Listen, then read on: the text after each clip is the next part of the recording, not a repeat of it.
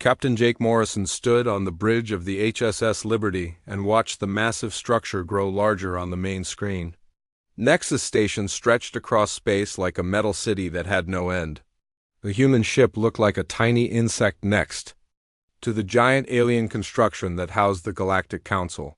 "First time seeing it never gets easier," said Ambassador Lisa Carter as she joined Jake at the front of the bridge. Her diplomatic uniform was perfectly pressed, but Jake could see the tension in her shoulders. This meeting would decide the future of every human being alive. The Liberty had been traveling for 3 weeks to reach this place. Earth's fastest ship carrying their most experienced diplomat to what might be the most important meeting in human history. Jake had commanded vessels through pirate raids and colonial disputes, but nothing felt as heavy as this moment. "How big do you think it is?" asked Lieutenant Danny Brooks from his position at the navigation console. The young officer had been staring at the station since it appeared on their sensors 2 hours ago. "Records say it's roughly the size of Earth's moon," Carter replied while checking her tablet. "Home to over 50 billion beings from 47 different species. The heart of galactic civilization for the past 10,000 years. Jake had read the files during their journey, but seeing Nexus Station with his own eyes made the reality hit harder. Humanity had been traveling between stars for only 50 years. These aliens had been building their empire since before humans discovered agriculture. The Liberty represented Earth's most advanced technology, and it was nothing compared to what surrounded them. "Incoming transmission," called out Communications Officer Betty Walsh from her station. "It's from Station Control." "Put it through," Jake ordered.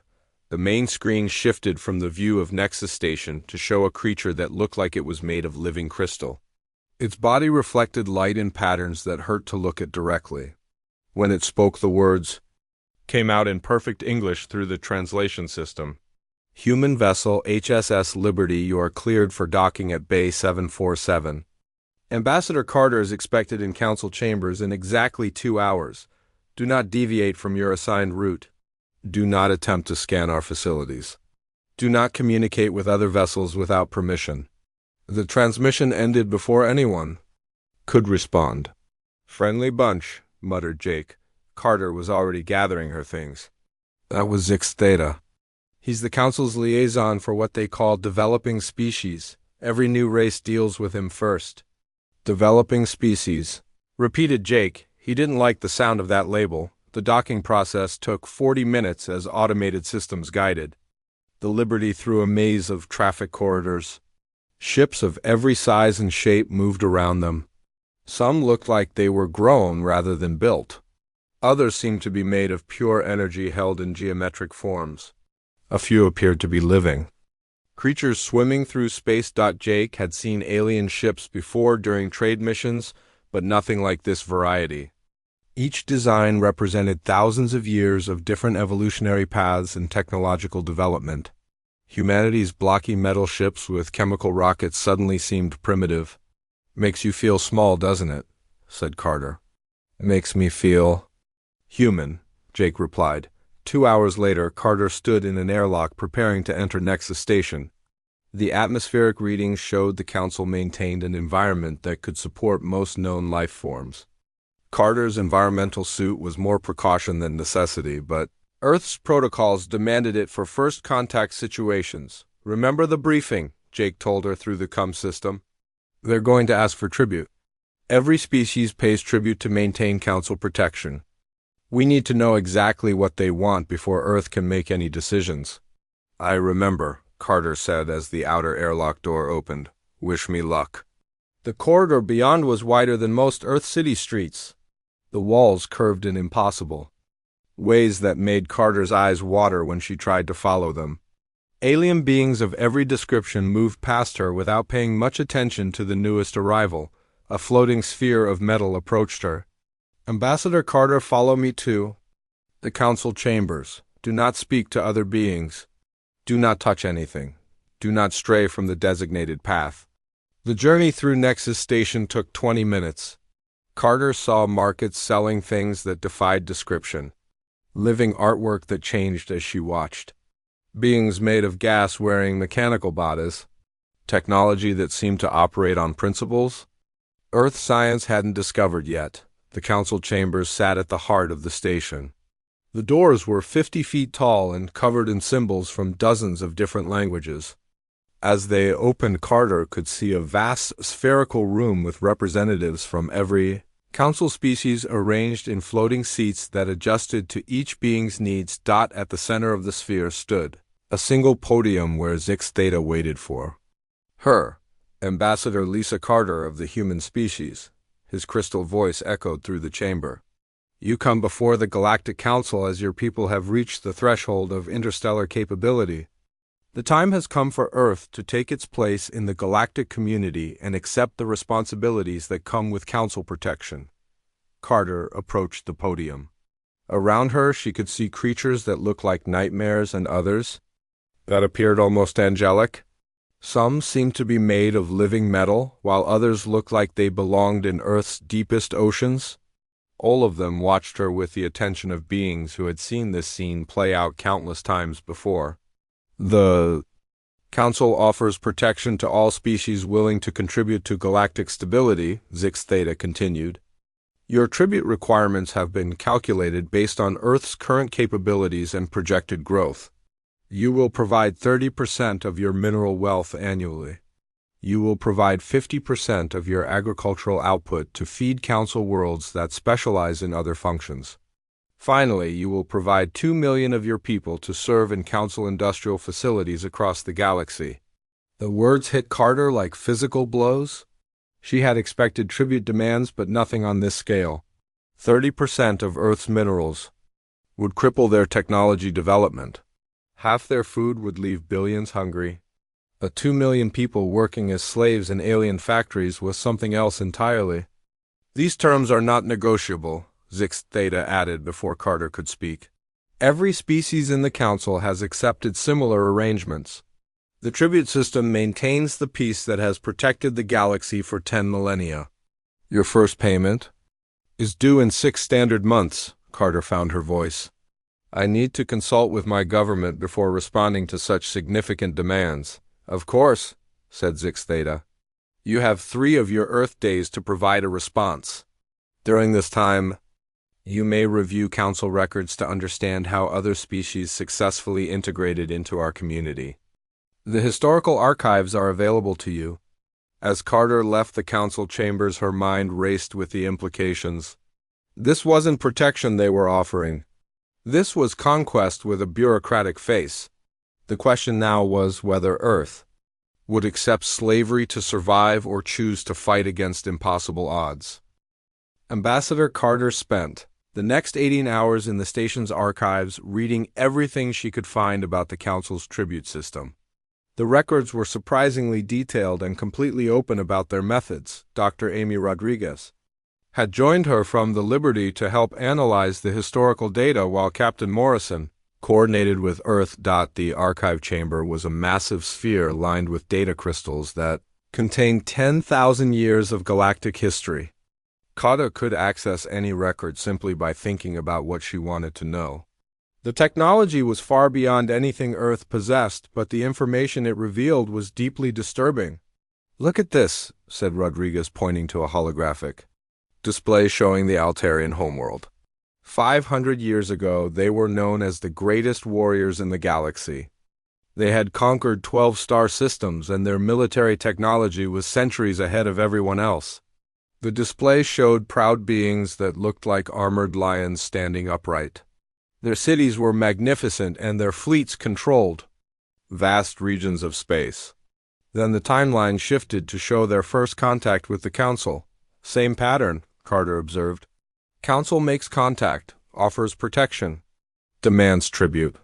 But the Altarians were strong enough to fight back, Rodriguez said as she manipulated the display. They had weapons that could destroy planets. They told the Council no. The next part of the record showed what happened to species that refused.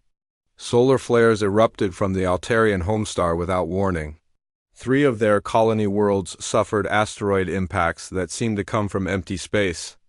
A plague spread through their population that their medicine couldn't cure. Within 10 years, the mighty Altarian Empire was reduced to a fraction of its former size. When the Council offered protection again, they accepted immediately. Now they served as soldiers in the Council's military forces scattered across the galaxy far from their homeland. Every species has the same story, Rodriguez said as she pulled up more records. The Vegan Union were philosophers and scientists. They built universities on 100 worlds.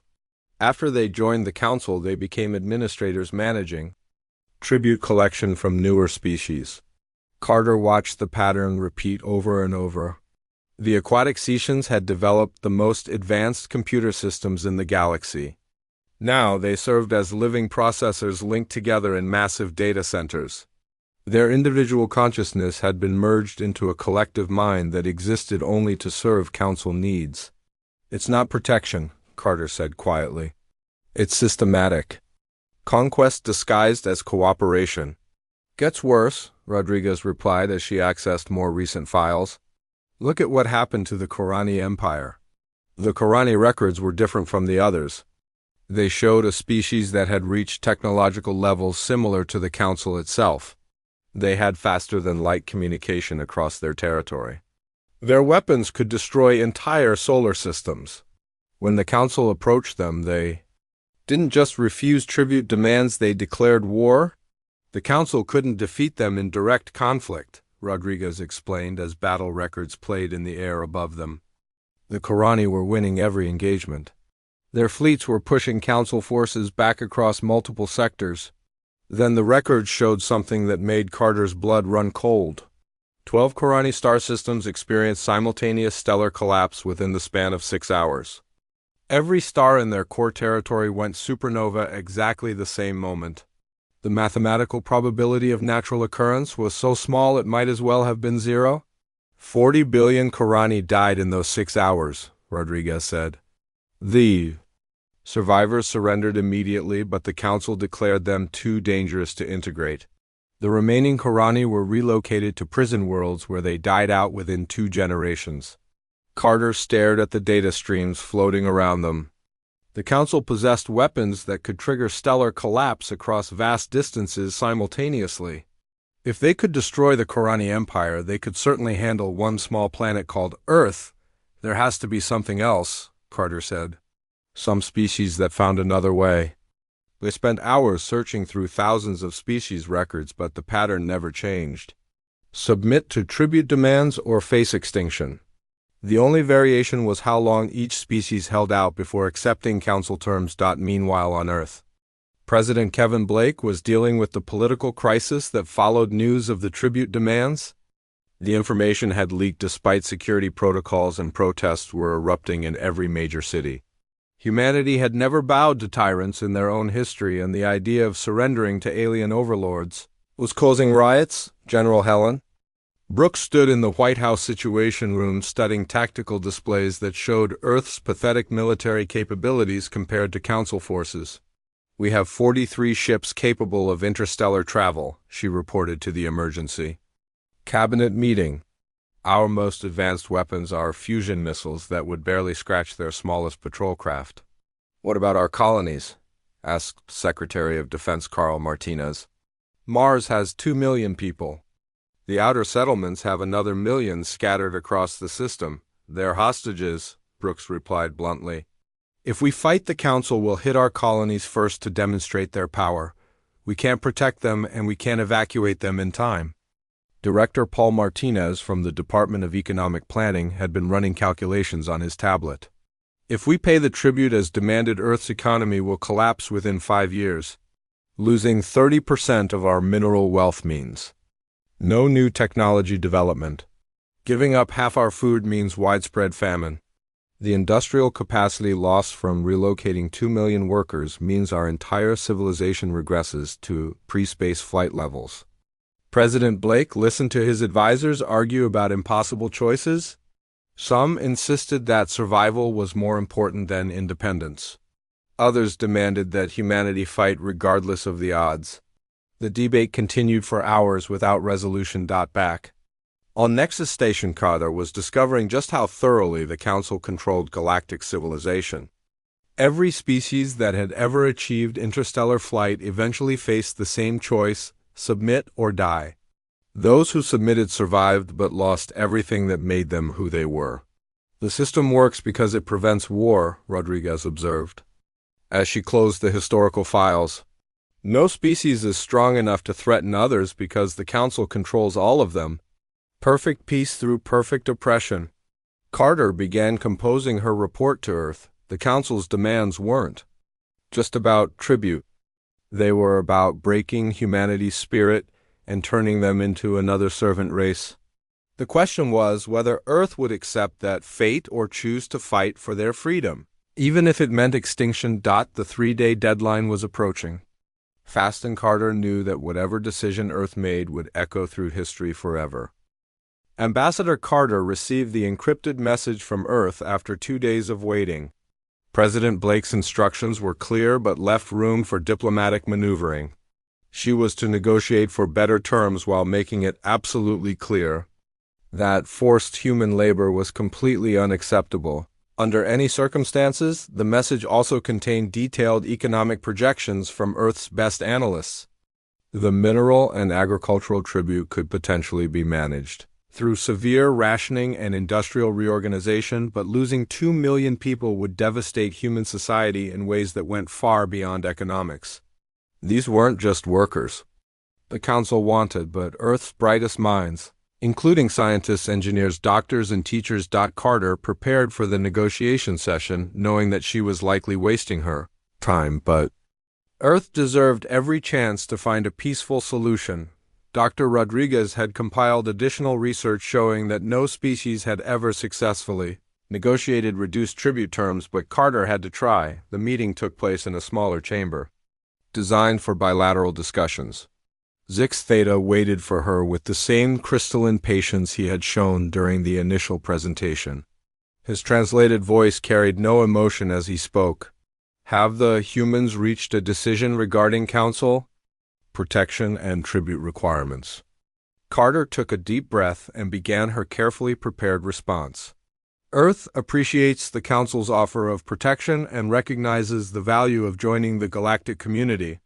However, we have concerns about the specific terms, particularly regarding human personnel. All species express concerns, Zix Theta replied immediately. The tribute system has functioned successfully for 10,000 years because it treats all species equally. No exceptions can be made. We're prepared to increase our mineral contribution to 40% of total output, Carter continued. We can provide 60% of agricultural surplus to Council worlds. But we cannot provide human beings as tribute. This violates our most fundamental principles about individual freedom. The crystal being remained motionless for several seconds before responding. Your proposal demonstrates the typical misunderstanding that young species display regarding Council operations. The tribute system requires balance across multiple resource categories. Personnel quotas cannot be substituted with increased material contributions. Carter had expected this response but pressed forward anyway. Why do you specifically need human workers? Surely other species with more advanced technology could provide better industrial output. Human neural architecture shows particular aptitude for certain manufacturing processes, Zix Theta explained with the tone of someone discussing livestock breeding. Your species demonstrates creativity and problem-solving abilities that complement our existing workforce demographics. 2 million humans distributed across 17 industrial worlds will increase total Council productivity by approximately 4%. The casual way he discussed enslaving millions of people made Carter's stomach turn, but she maintained her diplomatic composure. Perhaps we could establish a voluntary worker exchange program. Humans who choose to work on Council worlds could receive advanced education and technology in return. Voluntary systems create inefficiency and unpredictability, the alien replied. Tribute personnel are assigned based on optimal resource allocation algorithms. Personal preferences of individual beings are irrelevant to Council planning requirements. Carter realized that she was talking to someone who literally could not understand why slavery was wrong. To Zix Theta and the Council system, individual sapient beings were just another type of resource to be allocated where needed most efficiently. Then Earth cannot accept Council protection under these terms, Carter said finally. This response was anticipated, Zixdata said without any change in tone. All species initially resist optimal resource allocation. Historical patterns show that resistance typically ends when the alternative becomes clear. Before Carter could ask what he meant, the chamber's walls became transparent, displaying images from across the galaxy. She saw the dead worlds where the Korani Empire once thrived. Planets stripped bare by asteroids that had appeared from nowhere. Stars that had burned out centuries before their time. Council protection extends beyond military security, Zixdata continued as more images appeared. Space is filled with dangerous phenomena, solar instabilities, asteroid swarms, viral outbreaks. Species outside Council protection frequently experience these unfortunate events. The threat was clear even though the words remained diplomatic. Accept tribute terms or face the same mysterious disasters that had befallen every other species that refused Council demands. How long does Earth have to reconsider? Carter asked. Council patience is not unlimited, but young species require time to understand their situation. You have 30 standard days to provide a final answer. During this period, you may review additional historical records to better appreciate the wisdom of cooperation. The meeting ended and Carter returned to the Liberty, feeling like she had accomplished nothing except confirming Earth's worst fears. The Council wasn't interested in negotiation or compromise. They were offering a simple choice between slavery and extinction. Captain Morrison was waiting for her in the ship's conference room, along with Dr. Rodriguez and the senior staff. How did they take our counter-proposal? About as well as we expected, Carter replied as she slumped into a chair.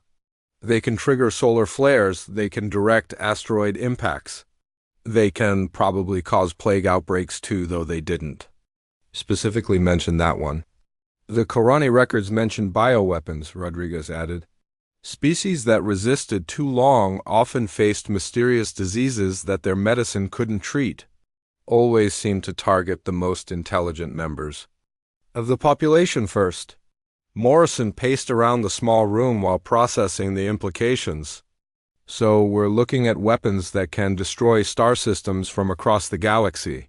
Technology so advanced we can't even understand how it works. The question is whether we tell them to go to hell anyway, said Lieutenant Brooks from his position near the door.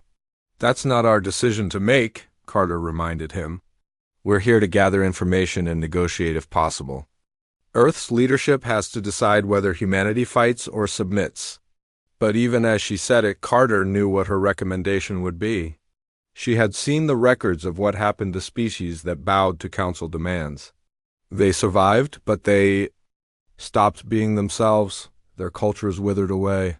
Their people became just another resource to be managed by alien administrators. The Liberty began its journey back to Earth, carrying news that would change human civilization forever. In 30 days, Earth would have to choose between freedom and survival, knowing that choosing freedom might mean choosing extinction for the entire human race. The Great Council chamber filled slowly as representatives from all 47 species took their positions for what everyone knew would be a historic session. Ambassador Carter walked alone across the vast floor toward the central podium while thousands of alien eyes watched her every step. The weight of her entire species' future pressed down on her shoulders like a physical force. Captain Morrison sat in the observer gallery along with Dr. Rodriguez and the other human staff members who had been permitted to witness the proceedings. His hand rested unconsciously on his sidearm, though he knew the weapon would be useless against the advanced security systems that surrounded them.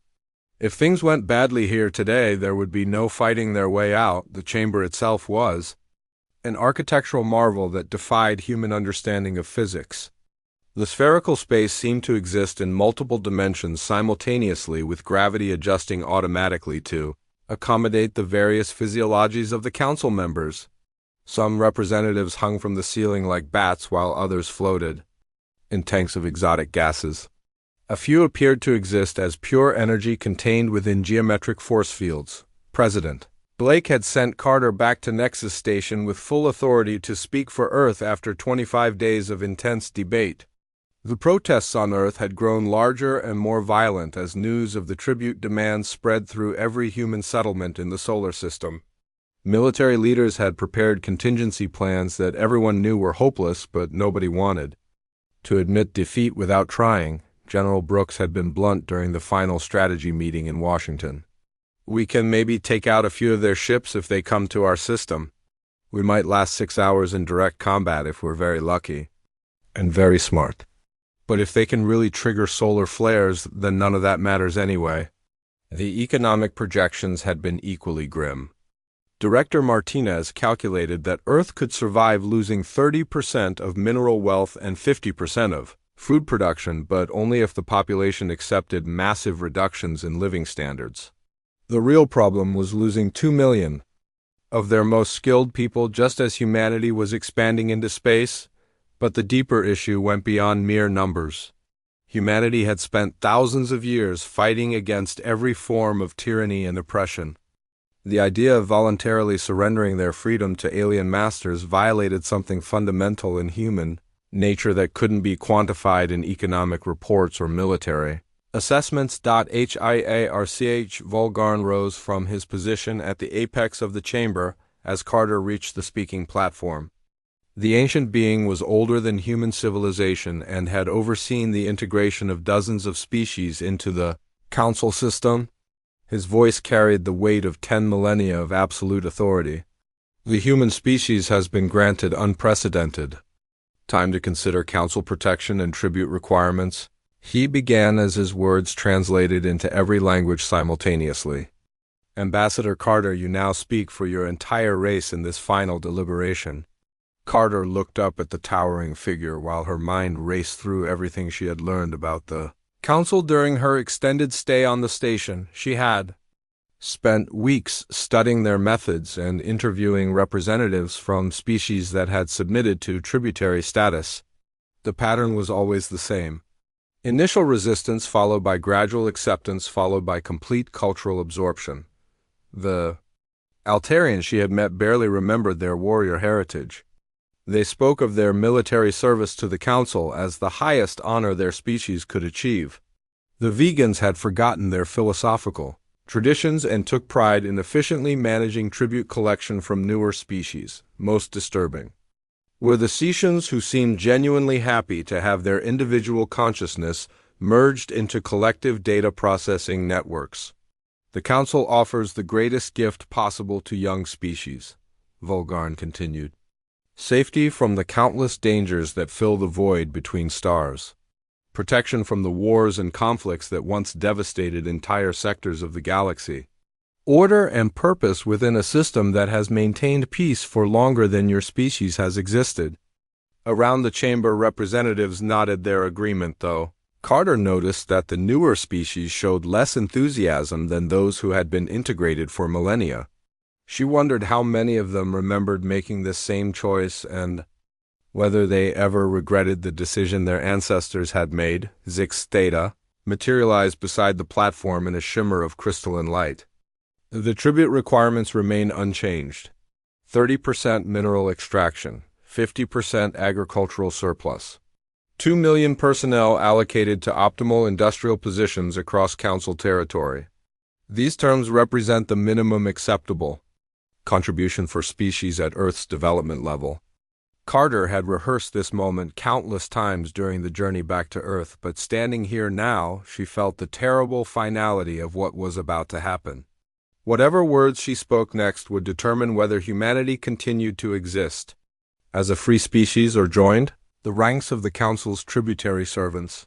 She thought about the children on Earth who were playing in parks and going to school without knowing that their futures hung in the balance of this conversation. She thought about the scientists and artists and dreamers who would be shipped off to alien factories if she said yes. She thought about the generations of humans who had died fighting for the simple right to choose their own path through life. President Blake's final message had been simple and clear. Tell them what humanity has always told tyrants throughout our history. Tell them what we told kings and emperors and dictators who demanded we bow to their authority. You know what to say." The chamber fell into complete silence as Carter prepared to give Earth's final answer. Even the background hum of the station's system seemed to fade away, leaving only the sound of her own heartbeat echoing in her ears. Representatives leaned forward in their seats, knowing that they were about to witness either another species joining their ranks or another tragedy to be recorded in the historical archives. Dr. Rodriguez gripped her research tablet so tightly. Her knuckles turned white, while Captain Morrison found himself holding his breath. Around them, the other human observers sat frozen, waiting for the words that would define their species. Destiny forever. Carter looked directly at Hierarch Volgarn and spoke with quiet certainty that carried to every corner of the vast chamber. Ambassador Carter looked directly at Hierarch Volgarn and spoke with quiet certainty that carried to every corner of the vast chamber. No, the single word dropped into the silence like a stone thrown into still water. For several heartbeats, nothing happened as the translation systems processed the simple response and delivered it to every species in their own language. Then the chamber erupted in chaos as representatives began chittering, clicking, buzzing, and pulsing in shock. CYX thetas. Crystalline form dimmed as if the word had somehow drained energy from his structure. "No," he repeated slowly as if testing the concept. "You refuse council protection. You choose extinction over order." Carter remained standing at the podium while alien voices filled the air around her. Some representatives seemed confused, as if they had forgotten that refusal was even possible.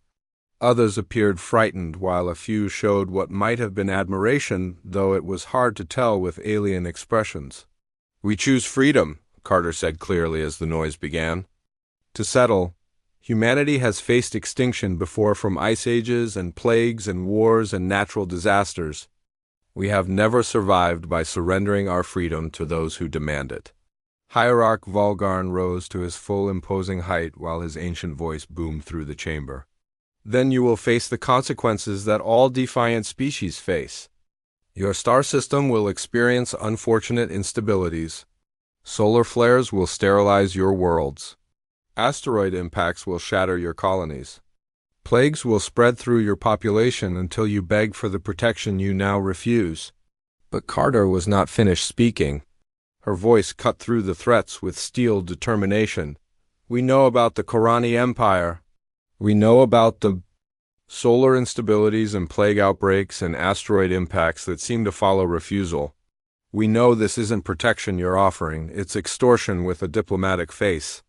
The chamber fell silent again as the accusation hung in the air. Several representatives shifted uncomfortably in their seats, while others stared at Carter with something approaching horror. No species had ever spoken so directly about the Council's methods in open session. Dr. Rodriguez watched from the observer gallery as alien beings throughout the chamber began to react to Carter's words. She had studied their historical records extensively and could see recognition dawning in many of their expressions. They remembered their own species' final moments of independence, even if they rarely allowed themselves to think about it. "We reject your tribute," Carter continued as her voice grew stronger. "We reject your protection.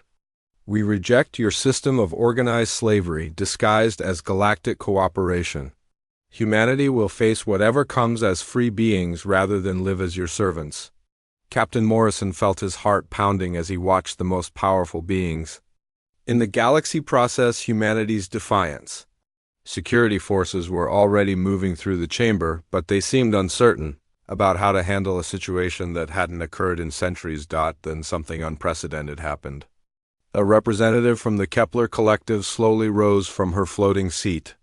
The insectoid being had been part of the Council for only 300 years, making her people relative newcomers to the tributary system. "The humans speak truth," she declared in a voice that carried surprising strength. "How many of us remember choosing this path? How many of us were given real alternatives to submission?" For a moment, nobody moved as the implications of her words sank in. Then another representative stood, a being from the Rigel Commonwealth that looked like animated crystal similar to Zix Theta. but smaller and somehow more vital, my people fought. The council for 50 years, he said quietly. We told ourselves that eventual surrender was pragmatic. We convinced ourselves that survival was more important than dignity. But we never asked whether there might be another way. One by one more, representatives began to stand. Not all of them, and not even most of them, but enough to matter. Species that had joined the council willingly. Species that had been conquered and absorbed. Species that had forgotten they ever had a choice until this moment reminded them, hierarch. Volgarn's voice cracked like thunder as he tried to restore order. This assembly will return to proper proceedings immediately. The human response has been noted and appropriate measures will be implemented. All representatives will resume their positions. But the damage was already done. The monolithic unity that had held the council together for 10,000 years had been shattered by a single word that reminded the galaxy what it meant to choose freedom over security. Delegates were talking among themselves in excited clusters while others sat in stunned silence processing thoughts they hadn't allowed themselves to have in centuries. The Altarian military commander, who had sat silent throughout the proceedings, suddenly stood and removed his service medals. These honors were earned serving masters who conquered my people through fear, he announced. I no longer accept them with pride. Security forces finally moved to escort the human delegation from the chamber, but their actions seemed mechanical and uncertain. The script they had followed for millennia no longer applied to what was happening around them. As Carter walked toward the exit, she could hear the chamber erupting in debate for the first time in living memory. Species were questioning the tribute system openly. Representatives were demanding explanations for historical events they had never been allowed to discuss. The careful order that had maintained galactic peace was cracking along lines that had been invisible until today. Captain Morrison and Dr. Rodriguez joined Carter as they were led through the corridors of Nexus Station toward their ship. Behind them they could hear the sounds of heated arguments echoing from the council chamber as beings who had accepted their place in the hierarchy for centuries suddenly remembered what it felt like to want something different. Think it will make any difference? Morrison asked quietly. For us, probably not, Carter replied. They'll still try to destroy Earth to make an example. But maybe some of the others will remember that they have choices too. The Liberty departed Nexus Station 3 hours later, carrying news that would change human civilization forever. Earth had chosen freedom over survival and now faced the consequences of defying the most powerful force in the galaxy. But behind them, the great council chamber continued to echo. With voices that had been silent for far too long, the tribute demand had been met with a single word, and that word had changed everything. Not just for humanity, but for every species that remembered what it once meant to be free. The galaxy would never be quite the same again.